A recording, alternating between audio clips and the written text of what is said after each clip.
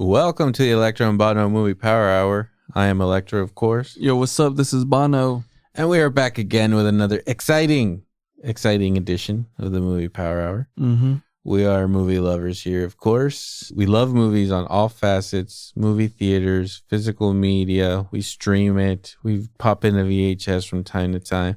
We are your average, non-critic, not involved with the business consumers of movies, and we are here to give the everyman opinion on all these Oscar the truth, really. All these great Oscar movies. A couple of months ago, Anora, the movie we will be talking about today, came out in November 8th, 2024. Before that, there was a lot of hype about this film. Right. It was directed by Sean Baker, who he's been doing some stuff. There's been a lot of attention on this guy as an up-and-coming filmmaker who's making interesting films. He made a movie in 2000 called Four Letters. Never heard of it. He's been working. Four-letter words? Four-letter words. He made a short in 2000, another one in 2004 called Takeout. That's 7.1. Okay. He did an episode of Greg the Bunny. That's pretty cool. Directed a movie called Starlet in 2012. Haven't really heard of it. I heard of him from this movie Tangerine. Have you ever heard of the movie Tangerine? I believe so. I don't know if I've seen it. What is it? I watched this film. Somebody made me watch it. Another film buff, kind of. Had a lot of knowledge on film. We were talking about Shyamalan and the Shyamalan twist, right? Okay. I was like, he's a fucking hack. And Right. But whatever, we were talking about twists. And she was like, oh, if you want a movie with a good twist, Tangerine has a really good twist. I had never heard of the film. This came out in 2015. Okay. So I'm watching this movie expecting a grand twist. The twist wasn't that great. This person really oversold the twist.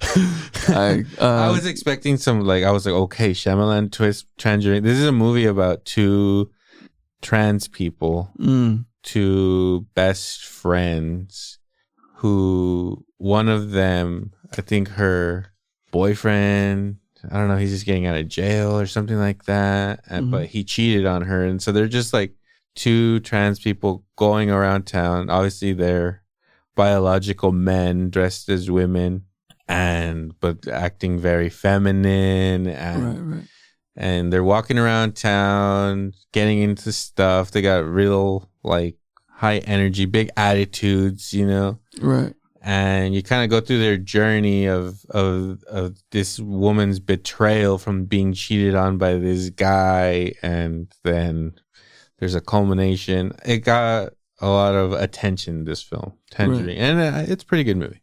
I liked it. After that, in 2017, he directed The Florida Project, which I have not seen. But Actually, we watched this as a family the other day. And I've heard this is a particularly good movie. It's pretty good. It's definitely an extreme tell, but yeah, it's good. Defoe in it, right? Yeah. How was that? It was great. He can do no wrong, man. You know him. What? This movie's about a motel? Yeah, motel life in Florida.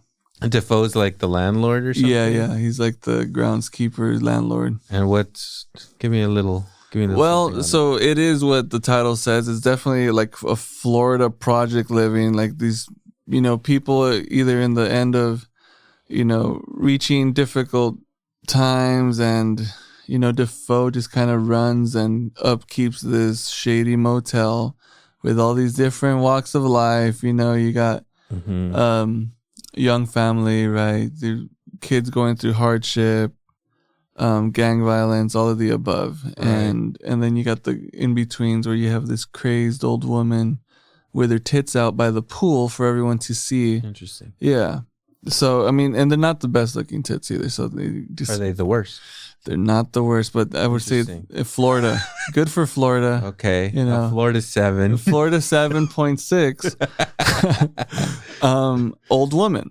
Right. So you get a lot of this thing, but it's the journey of little kids living in that. Okay. And so it has the innocence of the little kid observation. Right. Not knowing the environment. Exactly. They're just enjoying themselves. And some real brat ass kids who have no filter and saying exactly what they think in the most vulgar way possible. Very nice. Which is great. Okay. You know, you always want to hear that. But yeah, it gets there and whatever. This ending was rough. My girl's crying over here. Yeah, it is rough to see kids in certain in situations. And it's kind of like, man, I'm glad I don't live in Florida.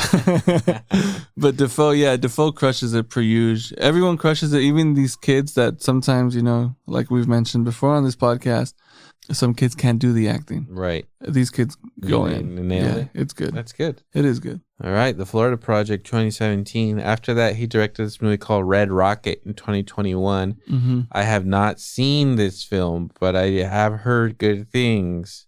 So this director, he's not afraid to make a risky movie or something, right? Right. To tackle uncomfortable subjects. Correct. I'm not sure. The plot of Red Rocket, I can't remember it. Let me see. Washed up porn star Mikey Madison returns to his small Texas hometown where nobody really wants him back. Okay. I have to give it a go, you know. I've heard really good things about this film. And then, well, he followed that up with Anora, who, like I said, the movie came out in March. It won the Palme d'Or. It's been a long time since an American film won that award. First American Palme d'Or winner since The Tree of Life in 2011. Wow. So, It took a while, huh? pretty good. I don't know. Tree of Life is also a really weird movie, so I don't know when the fuck the Palme d'Or was won, but this movie has had hype. This director has been having a reputation since Tangerine. As to, okay, this is a pretty interesting filmmaker. Florida Project, Red Rocket, Anora. Now everyone's saying film of the year. Right. For many months, I think that has slowed down. Right. Now that the Golden Globes happened and the Oscar nominations have come out, I think people are a little colder on Anora. But for a long time, this was being considered like, I think Anora is going to sweep the Oscars, going to win Best Director, Best fucking Actress, you know, it's going to win some major awards. Right. That flame has kind of died out a little bit. Right. Like, Mickey, is her name Mickey? Mikey Madison? Mikey Madison was not that long ago considered to be like, she's going to win the Oscar for Best Actress. Wow. And they've been talking about this movie like it's like, holy shit, what an achievement. Right. So I was like, all right, like I mean, I saw the trailer. The trailer looked interesting, right? Right. Maybe not something I would particularly seek out or want to watch. But because I know about the director and like his path or whatever, there was an interest to see it. And then finally, a couple weeks ago, I was like, you know what? I'm going to watch Anora. Let's see what the fucking all this hype's about. Now that it's losing steam, I'm going to check it out. Right. And I got to say, I really enjoyed this movie. Right. Number one, I laughed my ass off. It's a very funny movie. It's fucking good. Yeah. Like it's really funny. I did not expect this movie to be funny. Yeah. I did not go into this expecting to be laughing as much as I laughed. Right. Yeah, I mean, I'm thinking here, like, how are you gonna make Russians funny? What's gonna happen? Pulled it they off. pull it I'll off. tell you that. Yes, they do. They definitely do. So I want to say off the bat, I really liked the movie. I thought it was really funny. In no way do I think this is like the best fucking movie ever. I'm kind of in disbelief of what you're saying right now. Not because because you think that it's an achievement. No, the fact that you read that and you were driven to believe that, you know what I mean? Or to even consider it. Well, from watching the trailer, I didn't see that. For sure. I was like, I don't see how this movie is gonna be best fucking picture, best director.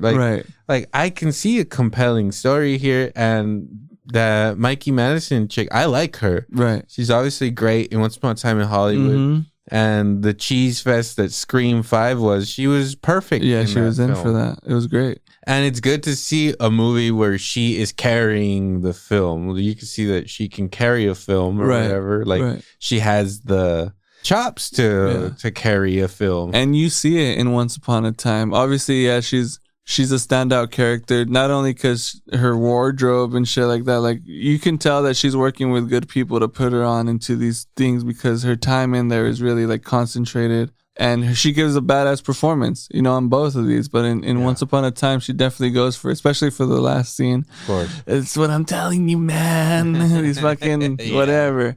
Check this. Exactly. Yeah, she's great. Mm-hmm. So, I'm happy that, she's getting all this recognition and shit.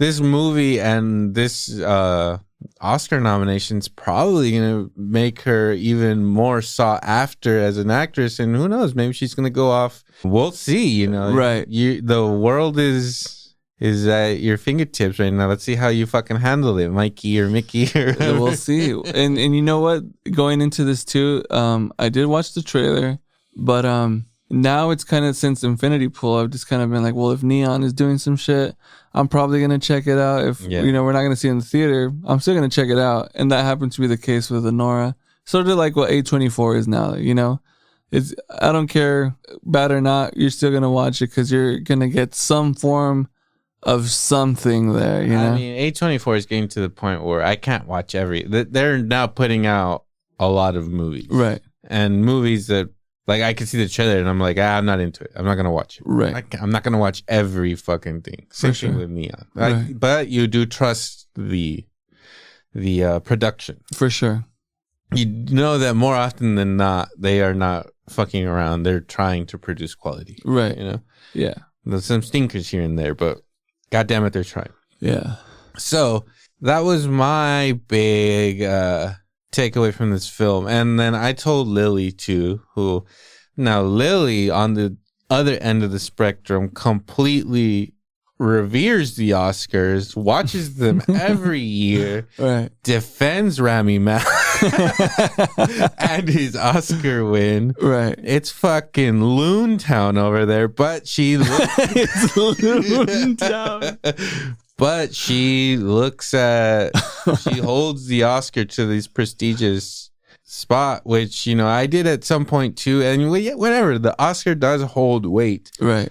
But in a year such as this, where honestly, there's no clear winner in Best Director. If you're taking Denis Villeneuve and Dune out of the picture, and even Robert Eggers for Nosferatu, which is also a fucking masterpiece. Right. If you're taking them out of the director competition, what is left is kind of like, I don't know what the fuck is the best movie out of these. Right. Like, I mean, that's the journey. That's what we're trying to figure out here. But I don't see how Anora should be even on top 10s, maybe like 11 or 12. Like, dude, those Russians were fucking funny. Right. That was my number 12 this year. Right. Not like your number 3, number 4. Mikey Madison is a shoo-in as best actress. She's completely fine in this movie. Gives a good performance, but I'm not like, holy shit. Yeah. She fucking nailed it. Well, it's also part of the thing, right? What's the story here, right? Okay, what's the synopsis of the fucking movie here? Like, where are we going? A young escort from Brooklyn meets and impulsively marries the son of a Russian oligarch. Once the news reaches Russia, her fairy tale is threatened as his parents set out for New York to get their marriage annulled. Right.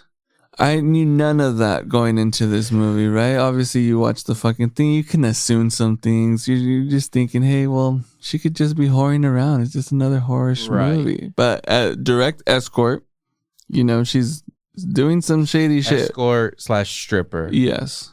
And what appears to be really young, right? She's 23 in the movie. I don't know how old this actress is. Let's find out. Right.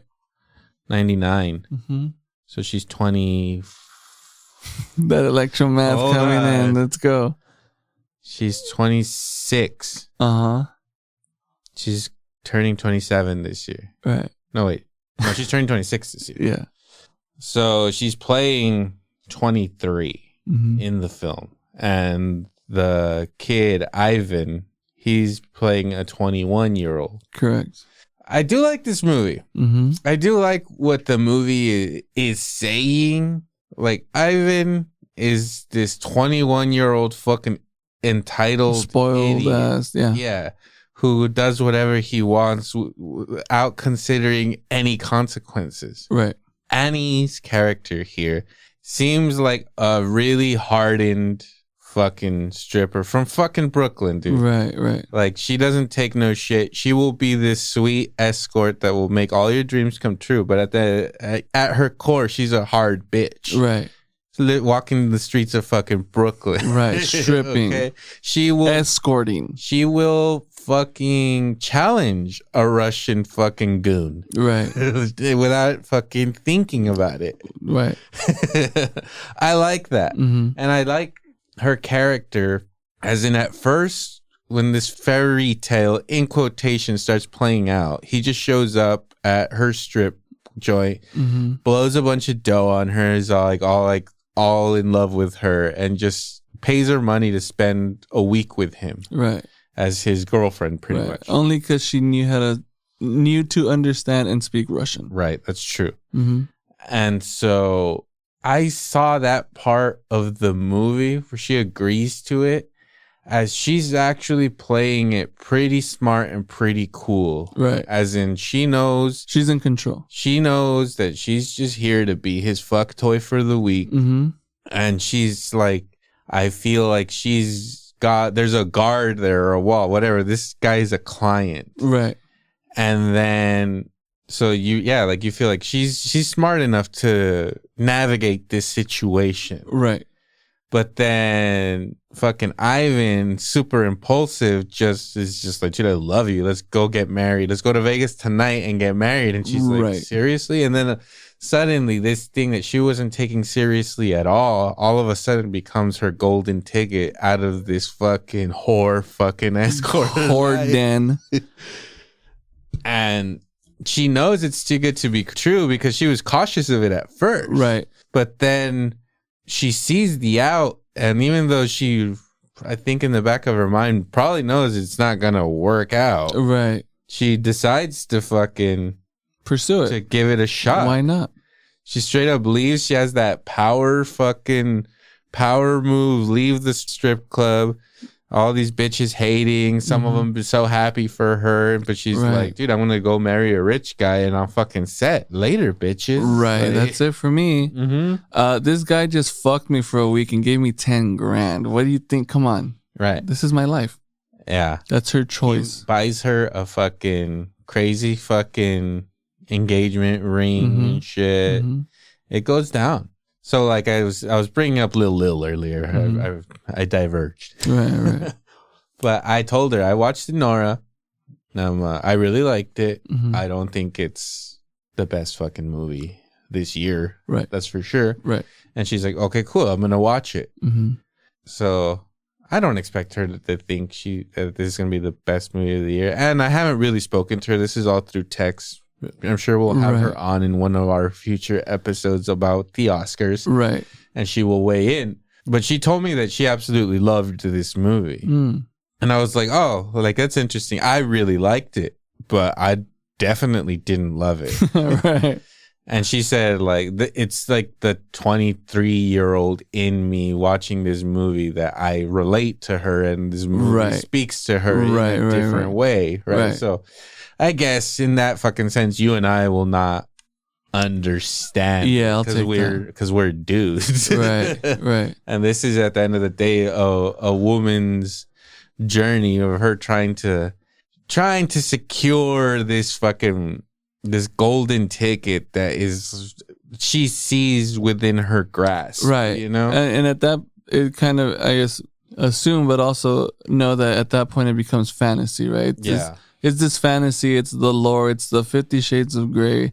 It's all of these types of things. And these movies, again, they're driving that narrative and make these empowering movements, right? They're saying, fuck it, I'm gonna take life by the horns and whatever, even though you know it potentially will be shit, you're still gonna take that, and that's very brave of you. Okay, you're so brave for wanting to get fucked for money, right? But it's okay. It's not bad, but it's the time where these movies are coming out. I mentioned to you that I watched The Baby Girl, and that feeds into that whole thing too, which, you know, I'm not a woman, but if there was some fucking super corporate straight-laced fucking CEO who's just fucking a sociopath, would probably do some shit like that. You know, not to get too into that, but, you know, these movies, the time now that all of these girls are doing, it goes back into what I was saying in the last episode. They're going for it. They do not give a fuck. And I mean, Mikey Madison does some great acting. Yeah, great chops. She's very good. Honestly, so whatever. I don't know. Was she that good in this movie? No, she wasn't. No. Like, she's hysterical in it. She's funny. I don't see like a fuck. Give her an Oscar performance. No. Not even close, I don't think. Not even reaching to that. And even in her funny moments, I didn't see it as actually being funny. Just a sass ass bitch. Yeah, she's just a fucking... who says outlandish shit that makes it funny, but she believes that through and through. That's for sure. Yeah. Yeah, she has no filter. Yeah. She's from fucking Brooklyn, grew up in the streets, and she's very fucking street, you know? Right. Like her...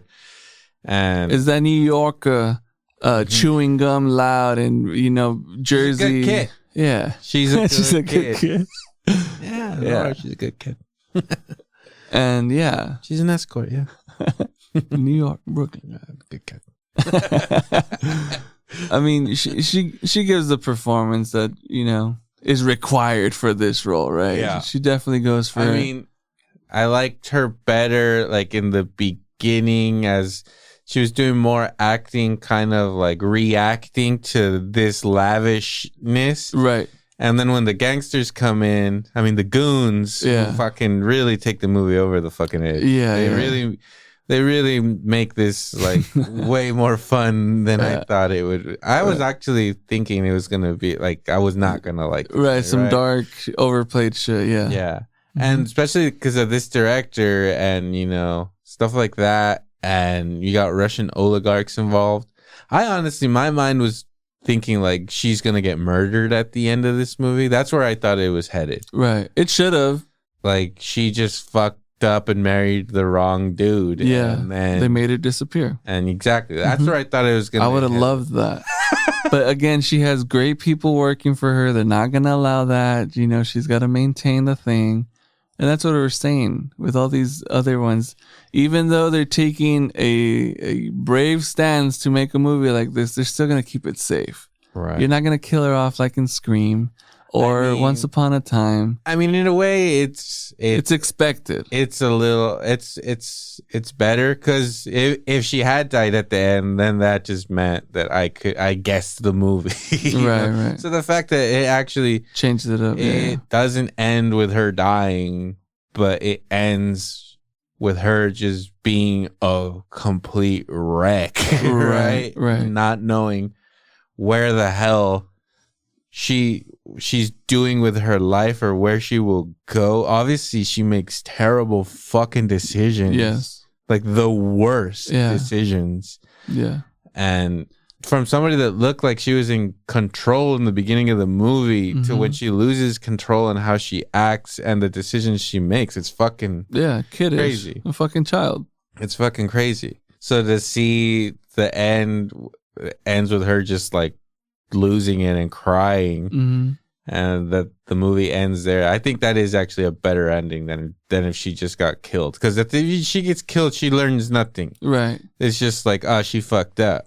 Yeah. She has to live with this shit. Yeah. And it's up to you to decide whether she will rise above and like get her shit together or she's gonna go down this path. No, she was already down the path before the movie ended. She said, fuck it, I'm just gonna bang this fucking Russian savage and not give a fuck because this is my life now. So once the marriage happens and her parents find out, they send the goons out, and the goons, I mean, that's the best scene of the fucking movie when they're trying to fucking right. that fucking guy who's just getting worse and worse the whole movie. He's like, dude, I need to go to the hospital. And he's like, be careful with her, bro. Like, she broke my nose. Yeah, he's pretty funny. Fuck, I forgot what to say. These goons, they show up and they elevate the movie to that funniness, right? They give it, well, because you're kind of taking it serious too, right? I mean, essentially, this kid who doesn't give a fuck, he's just having the time of his life, partying. She's overthrown with all the glam, all the bullshit, and now shit hits the fan. Yeah. And you're right, her reactions are like super like, what the fuck? No, you have no stance here. Like, I'm married. I'm married. Yeah, this is my fucking house. Yeah. They're like, bitch, this is not his fucking house. Right. This is his dad's house. He's a fucking kid. Right. He's 21 years old and he's never fucking really like done it. He throws all these crazy parties at this house. Everybody knows him. Everybody thinks he's awesome. Right, like, right. He's just a party blowing guy. money. Right. So when the goons show up and you see really everybody's true colors, Ivan just dips. Yeah, he just runs away. And then essentially completely forgets about her. Yeah. He goes off, finds another fucking stripper. He's just going out. The party does not stop for him, and you don't see him for most of the rest of the movie. The rest of the movie is just spent trying to find him, and you're just seeing these goons getting into goon shit.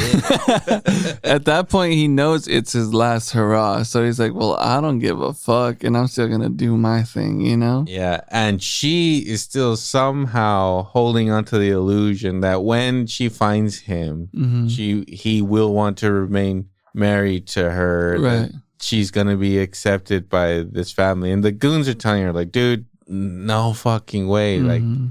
Like you are a whore. You know, like this dude needs to, if he's gonna marry somebody, he's gonna marry like basically whoever the fuck his parents want him to marry or some shit. Like they're an important fucking family in Russia. Dude. Yeah. The reason they make the trip to there is because they're brought shame. They're brought shame because their son is a disgrace. His act was a disgrace to their fucking family name and people who respect them, because as oligarchs they're contributing to the government or to whatever fucking region they're in or whatever, you know? Yeah. So there's a whole different level to that, and I think they do it really well. Because it's so silly, because they are Armenian guys. They're like the bodyguards and shit, and the main contact is like a priest. It's just really funny. Good. He just leaves like in the middle of a baptism. It's like, sorry, I gotta go. So good. He's really good. He's funny Paul too. Wiseman, I think he plays Nick. He's fantastic in the movie. He's just so outraged. Yeah. So I was like, "Are you kidding me?" Right. And that other guy's like, "Dude, be careful with her." And he's just like, "Are you kidding me? She's a fucking girl, like little girl." He's like, "Yeah, dude, she fucked me up, dude." Right. It's like, I had to go to the hospital. He's like, be careful, man. Careful with it. So good. Yeah. 7.8 out of 10 on IMDb. 93% Rotten Tomatoes. 90% audience score. Okay. This movie had a budget of $6 million, which I will give it that. For a $6 million budget, the movie does look really good. Right.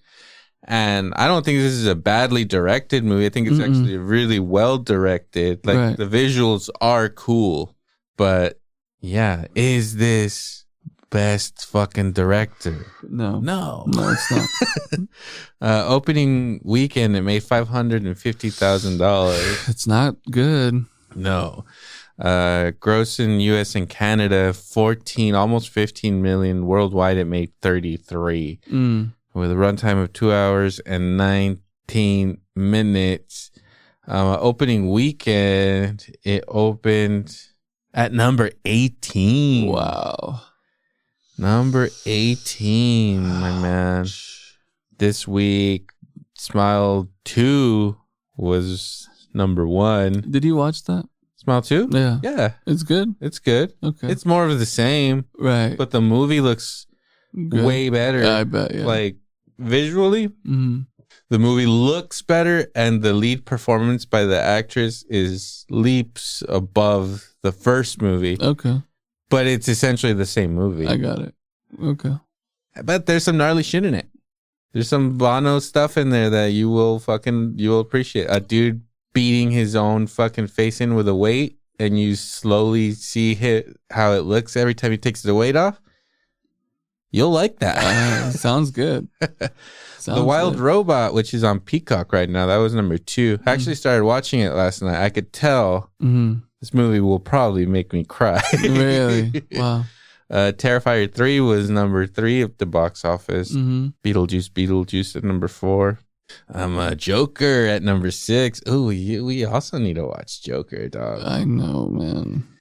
Yeah. I don't want to, bro. To be honest, I know we have to. It's gonna be a great episode. And see, these are these musical things that we're talking about. I promise you, it's gonna be a great episode.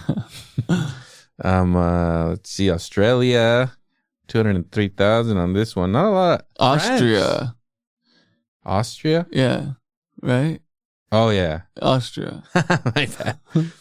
Let's see. What did I say? Bosnia, 3,000. Wow. Quick 3,000. Bosnia. Denmark, 300. Finland, another 300. France came in strong with 4.5. That's like a third of its fucking gross right there. Nice. Germany, 1.1. Anora, yeah? Grandpapa. Greece, 300,000. 16,000 in Iceland. Wow. I loved it. Wow. Israel. Wow. 333,000. They're going out and watching that, huh? They liked it. It was not a release in Iraq, unfortunately. I think they missed it on that one. Yeah. Italy, 675,000. Wow. Latvia, 57 grand. Whoa. Thanks, guys. Romania, 68,000. Wow. Switzerland, 421. Didn't show this one in the Ukraine. What the fuck? Really? No. They didn't do it. Wow. United Kingdom, 2.5 mil. Latin America. Bolivia, Argentina said fuck no to Anora. We will not pay for this. Bolivia, though, 4,000, almost 5 grand. Not bad. Nuts. Chile said we're in on this. Chile's in for the ride. It opened on Halloween over there, so you knew they were going to have a good time. Yeah. 45,000 over there. Oosh. That's it. Nothing else. No Mexico. No Mexico, huh? It has a date. It opened on January 16th, but did nobody watch it? Wow. Look, there's all these dates where it opened in all of these countries, but they have no gross. Interesting. Either they watched them for the cartels or like, we're watching and not paying. Yeah. We're here for the film. We're here for the film. We're supporting it. It won the Palme d'Or. Do you think we're not going to watch it? Of course we're going to come to this. I made $1 million in Australia. There you go. 2 million, 2.4 million in Russia. And China didn't want to get in on the Anora game either. Oh, well. They can't. As a decent runtime, I mean, even though it's 2 hours 19, it's a little, it seems long, but it was enjoyable. It's quick. Yeah. It's a fast-paced film. Yeah. Like, a lot of people are comparing it to Uncut Gems. Okay. It has a similar, nowhere near as anxiety feeling as Uncut Gems. Uncut Gems is a roller coaster of a fucking movie. Yeah, it is. Where you're seeing somebody just spiral. This is kind of that, but not really. It's just more like from moving from place to place, bad decision to bad decision. Right. And then it's like the hunt down and whatever. Yeah. I saw right here in the trivia, there was a guerrilla filmmaking moment. The part where they go to, I don't know if they go to a restaurant or something. They interrupt like a fucking quinceañera or something. Right. That was real. They just went into a place and just did that. There's a couple of those. Even if the Fremont Street one in Vegas was not done that way, it totally felt as if, because they were going into people were reacting to that. recognizing some of those, like people are recognizing the person opposed to just kind of being in the shot type shit. And they were, in fact, she went up to like a couple, like, hey, like I'm getting married type shit, which was really cool because it's a whole different feel, you know, reckless and everything, right? It's adding on to that, to the story narrative. Yeah. It was pretty cool. So they go through their little journey. They finally find him, you know. His parents are in town. They find him with like the rival stripper too. She has a rival stripper that they basically hated each other. She calls it too, though. Yeah. She's like, this is only gonna last 2 weeks. This is it. No, not even. So now she's the one giving him the lap dance. She could be the next. It could have easily been her that he fucking like he was straight up telling her to like I love you. Right. And then she walks in on it, you know. And then it's still like, please, like tell them that we're in love. Tell them that we're gonna get married. And that's like another thing I was texting with Lily about. She's like, oh, like I related to it because it's like a stupid young girl who like thought she was in love, and I was like, did she though? I don't think that she did.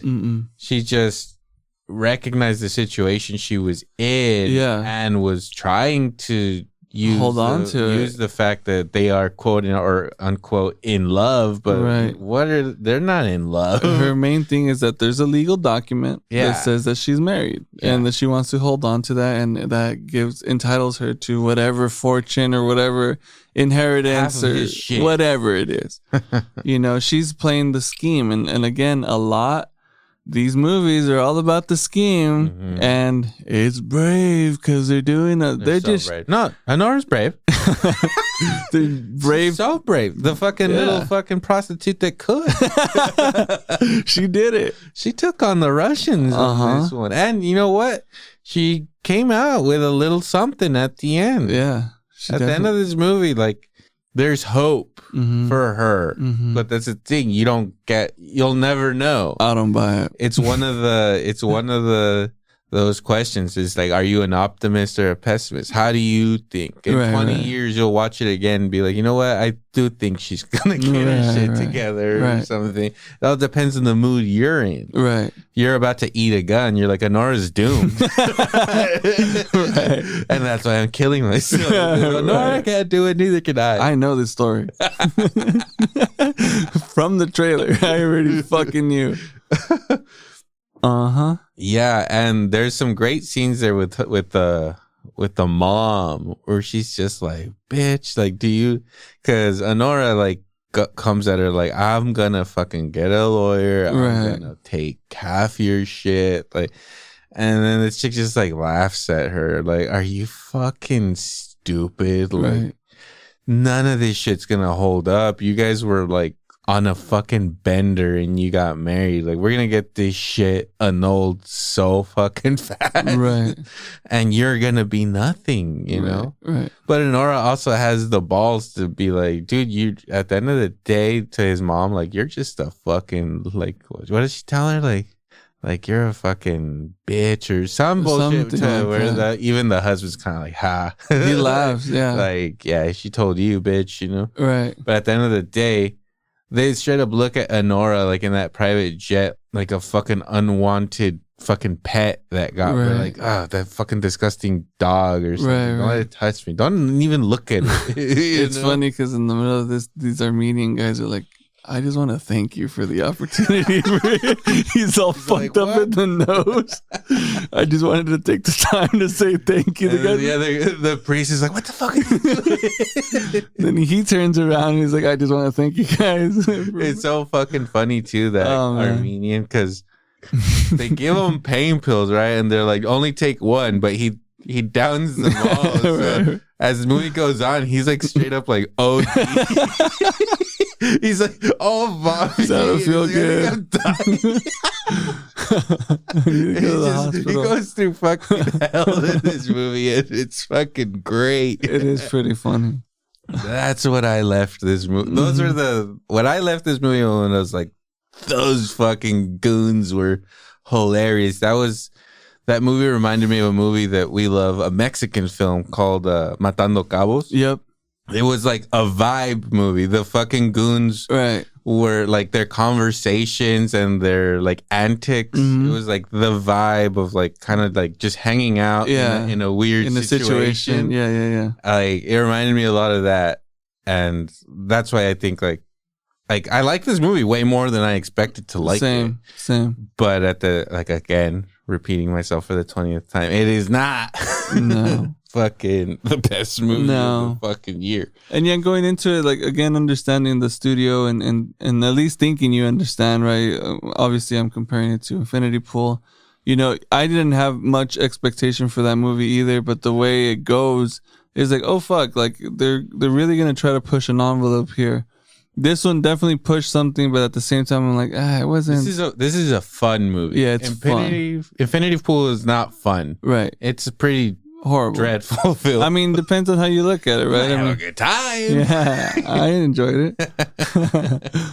This whole time, there's a goon, Igor, who is like low key throughout the movie, like also kind of falling for Anora, and she's also kind of falling for him or attracted to him, but also treats him like the worst piece of shit. Because that whole scene where he's like tying her down and stuff, so fucking hilarious. And she's just like, you were trying to rape me or whatever. And he was like, I wasn't trying to rape you. Right. And she's like, yeah, well, why didn't you try to rape me? And he's like, what? And he's like, she's taking offense to not being raped. It's like why didn't you try to rape me? And he's like, because I didn't want to fucking rape you. Right. And she was just basically calls him a fucking pussy boy. Yeah. With he doesn't call him a pussy, a stronger word that we can't say anymore. I mean, we can, but we don't have to. Be respectful. Yeah, we say it when we're not being recorded. That's for sure. But she's pretty much saying like, you're fucking gay, dude. Like you didn't even try to rape. You're a pussy and you're gay. Right. Like if you were a real fucking goon, you would have fucked me up. Turned me over and fucked me silly. Yeah. She's just like treating him like shit the whole time, but you could tell that he's the only one in that group that's actually like probably done some things. Yeah, he's the muscle for this Russian thing. At the same time, you're getting a little bit backstory on him. He lives in like the projects. He takes medicine from his grandma. He's driving his grandma's car. And at first you're thinking like, oh, that's bullshit, right? But he's like, no, like that was my grandma's medication and this is my grandma's car. Like he just happens to be in the situation, right? Right. And obviously at the end there, she's like, well, fuck it. I'm just going to fuck him now. Yeah, well, but he cares for her enough to. He's the only one that's like basically kind of looks at it from her perspective, right? Is empathetic to her situation. Yeah, she's like, it's not her fault that this fucking idiot went over there, took her, and married her, right? And he feels bad for her. And at the end of the day, after the annulment gets done and everything, Igor does get up and is just like, hey, I think it's only right and respectful for fucking Ivan to apologize to her for basically all the shit that, I mean, Ivan put everybody through that, but, it all started because he decided to put her through that. Right. So he's like, at the end of the day, like the only honorable person in the movie. Right. Even though he's the fucking shadiest and gooniest of the goons. And that's our expectation, and I feel bad for it because he ended up being a really cool dude.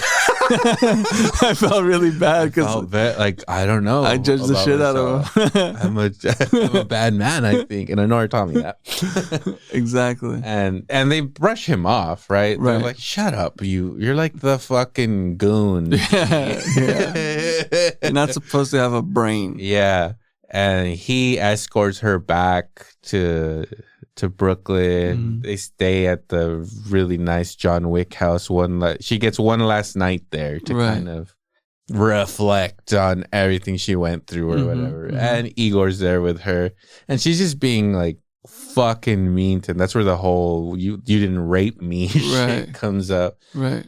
And like even still basically there giving him the green light. Like, you can do your thing. You can rape me right now. Mm-hmm.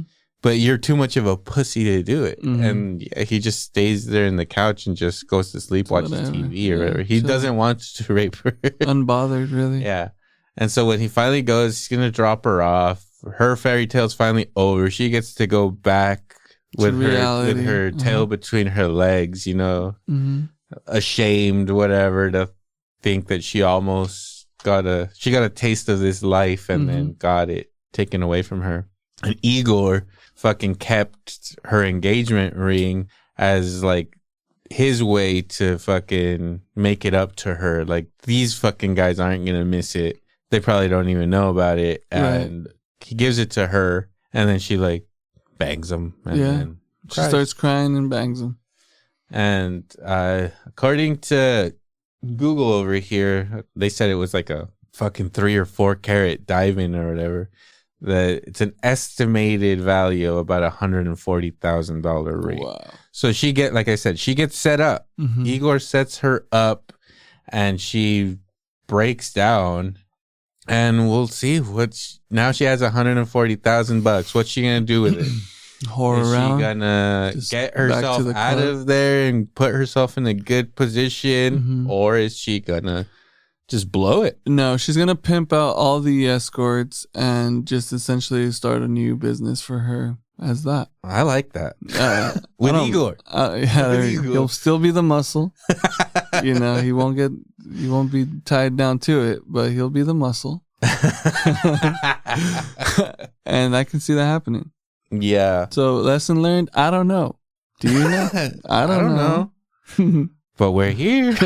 We're going to give it a best shot. Exactly. That's what she's thinking. I mean, at the end of the day, Hansel was the wisest. He's the one that I quote more than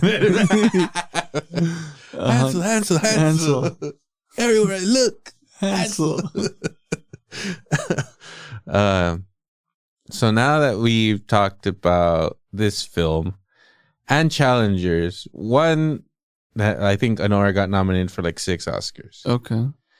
Challengers got nominated for none. Which one do you think is the better movie here? I honestly enjoyed Challengers a little bit more. I thought so too. I was way more engaged in that story than I was in Anora's story. Right. And I guess it does have a lot to do with the fact that we are men and we cannot really put ourselves in that for sure situation. We're over here really relating to the goons. Right. We're like, how would I deal with this crazy bitch? It's hard because also in Challengers, it's such a narrow, such a gay movie. Very gay. But no, it's this one was not that gay. It doesn't relate or resonate with a lot of women, I don't think, because being a fucking star athlete and being in that level. Yeah, there's not a lot of athletic star women. They're just genetically inferior. That's part of it for sure. Challengers. The men had to do it. Right? We forgot to mention that in our Challengers. Actually, no. It's the whole fucking thing if you're paying attention. Right? But yeah, I mean, obviously this is a lot more relatable. It's kind of like the trippy part too, as we were talking about in the other episode, in Challengers episode, where this Emilia Perez movie and the situation and what makes things relatable and what's breaking through. Maybe that's where it's getting all of its power, but it's kind of like, no. But at the end of the day, so I can't wait for you to watch that. You're gonna be so fucking. End of the day, so here's another interesting thing. So I listened to this podcast and they interviewed James Cameron because it was just the anniversary of the Terminator. Oh, got released in 4K. You saw that Steelbook. Yeah, very nice. Very the movie cool. Looks fantastic. Yep. Great film. So they're talking about that movie. And then this interviewer, at the end of each interview, he ends the interview by asking whoever he's interviewing, what's the last great thing that they've seen? Okay. And James Cameron says Emilia Perez. Whoa. Yeah. So when somebody like James Cameron is putting that movie or giving that movie that limelight. Okay, James Cameron is responsible for like 3 out of the top 5 highest grossing fucking movies of all fucking time. Right. And he comes out and says Emilio Perez is the thing that I've watched recently that I thought was fucking amazing. Right. Like, he just gave that movie a giant fucking big Push, 2 thumbs up. If James Cameron thinks that this is the greatest movie ever, the Titanic man himself. Right. But then again, you see the terrible writing in Rose and Jack's love story. Of course. Of course he's a fan. Right. You can just direct the shit out of a ship going down. Yeah, you can. You're a master and a terrible writer at the same time. No one's going to take that away from you. You're a master. You piece of shit. Stop endorsing this. Yeah. You know how much it hurts me to call you a master? You asshole. It's insulting. Stop making Avatar movies, you piece of shit. Make a building movie. Make a big movie about a building and a fire. Right. That's what fucking James Cameron should be doing. LA Fires, a spectacle fucking like fireman movie where they need to fucking put out a fire in a giant building or something. Right. That's what James Cameron should. A giant scope IMAX fucking something like that. Stop fucking around in Pandora, you asshole. Right. Well, he's gonna say what he's gonna say. Yeah. He can do that. I guess. Yeah. So what do you give it? I would give this movie like a 7.5. Okay. Yeah, I was thinking 8 just to make it square off, but no, it wasn't that. So yeah, I'm right there with you. Maybe even a 7.3, Yeah. It was okay. It was cool. It was whatever, man. Look, don't get me wrong. It's always cool to have a bitch getting fucked in a film and seeing her act her life away. And you know what? She did a really good job of faking the fuck, right? She's laughing at this guy the entire time. Right. And that's kind of like, man, that's where you're like, okay, yeah, this bitch was really trying to scheme. Well, that's the turn. Entire. That's the turn of the character, which is great. At the beginning, she's laughing at him. She thinks he's pathetic. Right. But by the end of the movie, she's the really pathetic one. Yeah. Yeah. But overall, pretty good. Yeah, not too bad. Maybe 7.7. I don't know. I don't know. Like, maybe if I rewatch it, I'll like it more too. Right. A lot of stripping in this movie, so I don't know. That's another point too. Right there. Good acting. Great acting. Mikey Madison acted really well. She acted up and down. She acted side backwards. Side, looked back a couple times. Yeah. Good stuff. She's a good actress. Best actress? We will see. Best actress? Don't think so.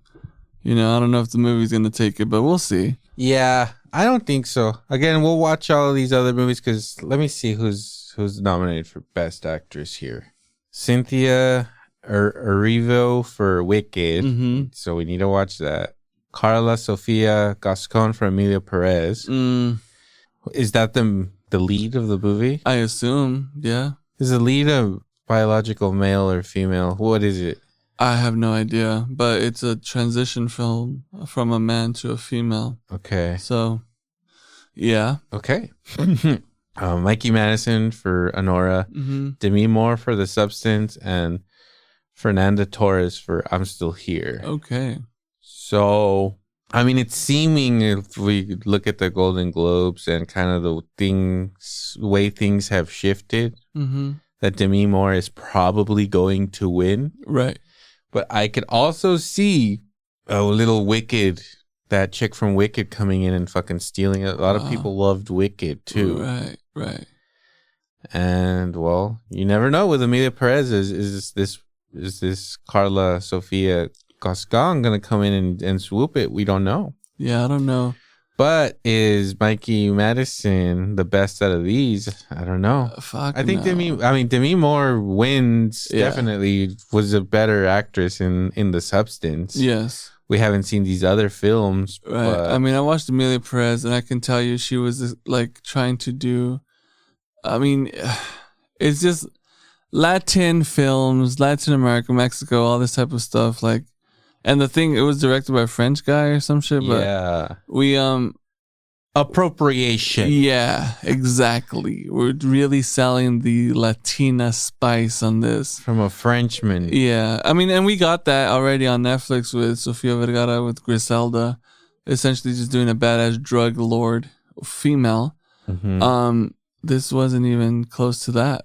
You know what I mean? So it's kind of like, well, it's banking on the message of the movie rather than the acting. I feel. Yeah. But you'll see, and you tell us. I mean, shit. Again, we're only speaking truth here. Yeah. Right? We're speaking our truth. Yeah, complete truth. Anora spoke her truth. Mm-hmm. Now it's time to speak our truth. Yep. Mm-hmm.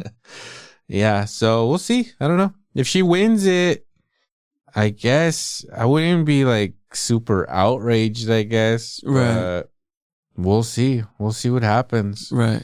We got to watch Wicked. We got to watch... that's it. That's it. You need to watch Baby Girl, dude. Watch it and watch Nicole Kidman do exactly what these young bitches are doing right now. Demi Moore's she's in the running. Look, she threw herself in here and said, fuck it, I'm going to go for it.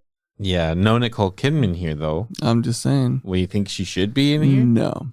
No, but I'm just saying for the type of movies that these movies are, for the fact of Anora being in here for the type of film that it is, and also the substance, like it's actually like a really cool time in movies for these movies to be recognized here, but not only that, but kind of like in the shadows and still getting pushed up a little bit, you know? Yeah. I think it's cool. I think it's pretty cool considering that they're using sex the entire time for every bit of it. Well, that's all it is at the end of the day, Banno. Mm-hmm. It's all sex. That's what we're here for. That's what we want. Yeah. Anyways, I think we said it all about Anora. Mm-hmm. We said about as much as 2 30-something-year-old dudes can say about this film. Exactly. Don't listen to the critics. Yeah. Listen to us. Exactly. The everyman. Mm-hmm. We're just like you guys. Mm-hmm. Or you're just like me. Whatever it is. Mm-hmm. Mm-hmm. Mm-hmm. Anyway, make sure to follow us on social media, Instagram, Facebook, all the good stuff. Make sure to follow us on Letterboxd. We got Letterboxd accounts now, so you can find me on Letterboxd under Electro MPH. And mine's Banno MPH. So you can see what kind of movies we're watching, and if we don't make an episode on certain things and you want to know what we thought about the film, hey, check it out. See if we watched it. Maybe I watched it. Maybe I wrote a little review for it. Mm-hmm. Go check it out. Also, we're brought to you by Salad Bites Media each and every episode. Our producer Ozzy out there producing all these shows. A lot of shows on the network, sports shows. It's got the Nakama Boys. The Nakama Boys. Come on, man. They're doing it. Yeah, so check them all out. Give the...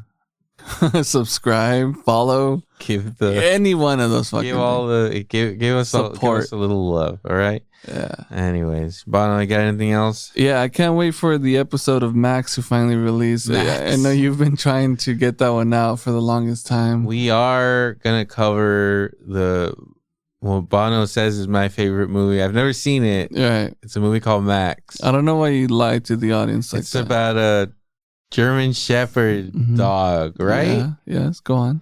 And is it a war dog? Why do you pretend like you don't know what Max is about? I don't know why Banno decided to make this the movie that he tells everybody I love when I've never seen it nor have any desire to watch the movie Max. Just wait up for the episode to drop. Thanks again for supporting the podcast, and we'll see you next time. Sayonara, Sammy.